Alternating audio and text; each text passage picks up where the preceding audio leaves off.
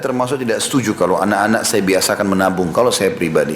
Kalau bapak ibu mungkin punya pola sendiri dalam masalah ini tidak ada masalah, karena ini bukan sebuah kewajiban ya. Tapi saya melihat membiasakan anak punya celengan, suruh dia nabung, nanti melahirkan sifat pelit. Ya. Kalau kita kasih uang ini nabung ya nak, maka celengannya kakaknya pun pegang, dia marah. Bakhil dari kecil. Ini bahaya sekali tanamkan itu. Tapi kita kasih uang, bilang sama dia kalau uang jajannya sekolah, nak nanti makan sama temanmu ya, latih berbagi. Kalau lihat orang miskin kasih ya, kalau pergi ke masjid masukkan ke kotak amal. Saya kalau bawa anak-anak begitu, mereka sudah tahu. Lihat orang miskin langsung mampir. Karena mereka tanya, kenapa abati? Itu orang miskin tuh, kasih. Oh biar aku, baiklah. Kasih si kakak, kasih si adik, mereka yang kasih. Akhirnya kadang-kadang kalau jalan saya tidak lihat, mereka yang lihat. Itu abati orang miskin tuh. Misal. Dari umur 3 tahun, 4 tahun sudah begitu. Jadi mereka sudah tahu. Akhirnya di sekolah juga biasa berbagi sama temannya. Di rumah juga dia berbagi. Atau kadang-kadang saya juga kasih contoh yang lalu. Kalau kita memberikan sesuatu pada kakak dan adik, bisa kita bedakan jenis makanannya kalau beli ya. Tentu tadi saya bilang di awal poinnya kita yang pilihkan. Misalnya kita pilihkan jenis biskuit. Kita berikan si kakak jenis A, si B, jenis B. Si B-nya berbeda jenisnya misalnya. Si A kita belikan si kakak si kakak kita belikan jenis biskuit A, si adik kita belikan jenis biskuit B misalnya. Maka ini bagus kalau kita berbeda. Lalu kita ajar mereka untuk berbagi. Karena kalau sama jenisnya kita sulit untuk berbagi kan gitu. Tapi kalau kita bilang, ayo kakak sekarang kasih adik, adik kasih kakak biar saling coba, melahirkan jiwa suka memberi ini bagus, positif. Tapi bukan masuk dalam masalah menghambur-hamburkan ya. Di sini menghambur-hamburkan tadi saya kasih contoh, belum umurnya sudah dikasih fasilitas itu, sehingga akhirnya dia tidak faham nilainya, gitu kan. Pernah, ini soalnya pengalaman juga, pernah istri saya minta anak-anak dikasih handphone, waktu itu saya kasih handphone, karena dia tidak tahu nilainya handphone itu, maka kalau ribut sendiri dilempar, rusaklah handphone tersebut, diperbaiki lagi, pecah kacanya segala macam. Padahal tujuannya untuk mendidik dia untuk belajar dari handphone itu sebenarnya dari beberapa aplikasi yang ada, gitu kan. Tapi subhanallah dia tidak tahu nilainya. Maka dari itu saya berhentikan, kecuali memang kita hubungkan dengan prestasi.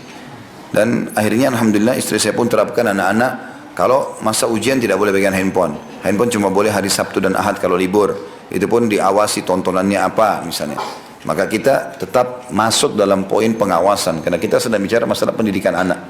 Ya, dan kita berharap idealnya seperti ini tentunya.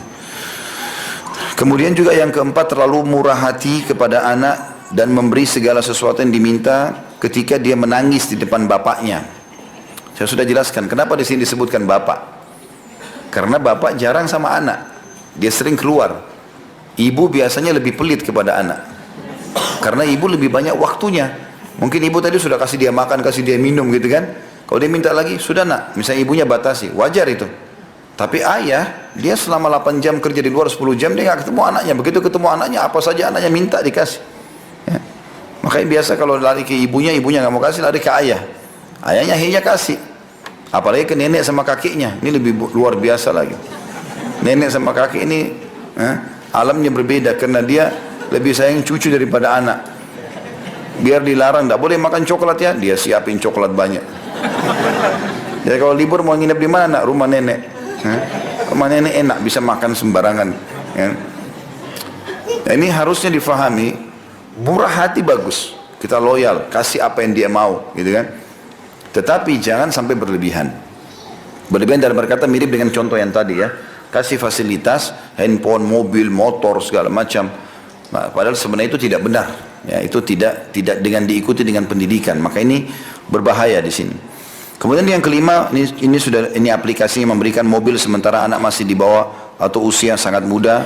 Yang ini sudah kita jelaskan. Yang keenam, terlalu bersikap keras kepada anak di luar kewajaran.